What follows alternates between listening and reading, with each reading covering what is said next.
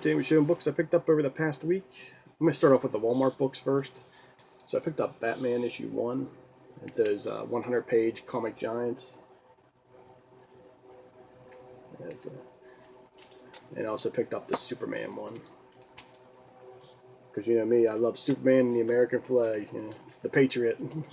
The ultimate Patriot. But just to talk more about the Wal-Mart books, I think it's an excellent idea. It's a long time coming, to be honest with you, to get that. I forget what they call it, but putting a bunch of 5 or 6 different issues in one book. So basically, reprints a couple of the series from like Harley Quinn, the ones that I bought. Harley Quinn from New 52. Was that Green Lantern from 2005, the Jeff Johns run, Nightwing. So a bunch of different stories in there. It's great. And it looks like it's gonna go. So it's that Harley Quinn issue number 1 from New 52. Looks like in the second issue of this Batman, or 100-page giant, is going to be issue 2 of Harley Quinn. So you get a full story. And that's what I'm saying. It's a great thing to have these books, and I hope they expand to other places too, to like grocery stores, for local people, Don John Eagle. But drugstores, all kind of stuff like that. This needs to be in there. We need more readers in this hobby. A lot less, people buying for profit and stuff like that. I mean, they're not saying anything's wrong with profit, but reading is what makes these books. It makes these characters, desirable and stuff to get those original issues. So if we don't have any readers, people after the movie hype and all that stuff dies down in about 10 years, it's going to be forgotten. So, or it'll never, who knows? But you always got to have that core reader base, I think. The other thing is, when I went to buy these books, it looks like the Teen Titans was completely sold out. I'm not sure if, first appearance of somebody and anybody bought them up or whatever. But there was about, and they had a little display. I wish I took a picture of it, but I'm assuming there was maybe 10 issues of each in this little display, and there was like 1 Batman, 1 left, 2 Superman, and the Justice League one had like 2 left too. So I mean, they were pretty much gone, and I think they put them out Friday, and I went on Saturday. So that's a pretty good sell through. I'm hoping they had more in the back and stuff like that. So, but I imagine the first couple of these issues are going to be bought by people like me, people that normally buy books. I'm guessing I didn't look on eBay, but I'm sure people are trying to ask some crazy amount for them or something like that. But I think after we get past issue 4 and stuff like that, that's when it's going to hit its stride. Maybe DC will expand out into other places.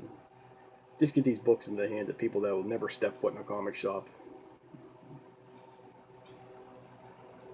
at first, like I did. I never went into a comic shop until I bought them off newsstands, 7-Elevens, drugstores. That's where I bought my books from when I was first starting to collect.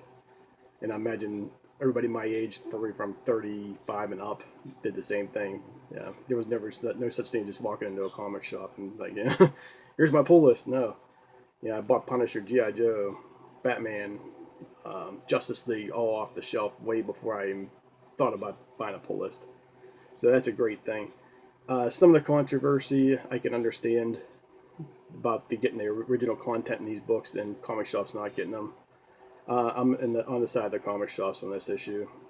I wish they would maybe like put that DC that just came out a couple weeks ago. It was like 25 cents. Maybe put all 4 of those stories in a 25-cent and 50-cent book, and let the comic shop buy them so they get in on the action too. I mean, you can't really fault them for being a little upset, but I think in the long run it'll pay off for them. And if I own a comic shop, I'm on the phone to DC like saying, hey, how do I get an ad in this, in a regional area or something like that. I mean, my shop's 20 miles away or something like that, or 15 miles away. Come visit us, So again, I think it's a great idea. support it, hopefully expands and get more people into the comic shops is what I think the end goal would be. Yeah. So again, I wish they threw a little bone to the shops, because they're the ones been keeping them alive for the past, I don't know, 20, 25 years. There's some other books here that I picked up. There was a sale, and I picked these up for 30 cents each. And I figured it out. I'll tell you in a minute. But it was Magneto, issue number 1,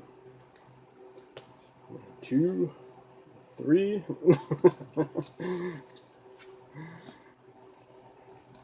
4, 5. I didn't get a chance to read these yet. This is on my, I got stacks of stuff, and this is the next to read, or probably within another week here I'll read it.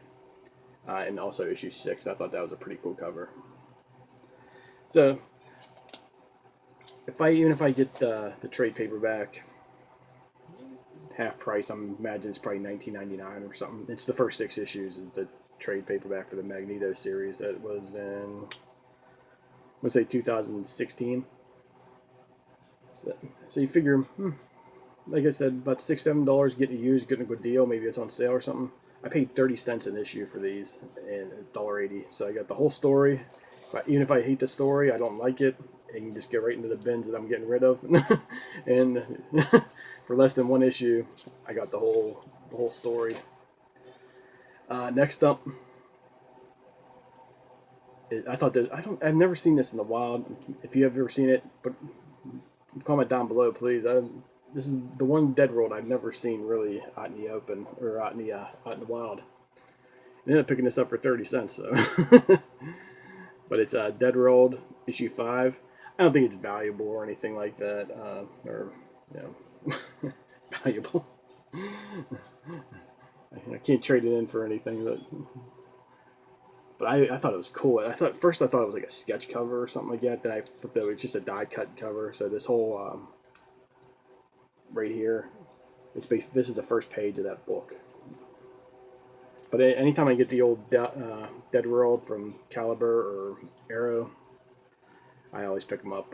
Some of the covers are twisted. I like the storyline too. I don't like the newer from, I think it was like IDW or something like that. I didn't really care for it too much, but I enjoy the older stuff.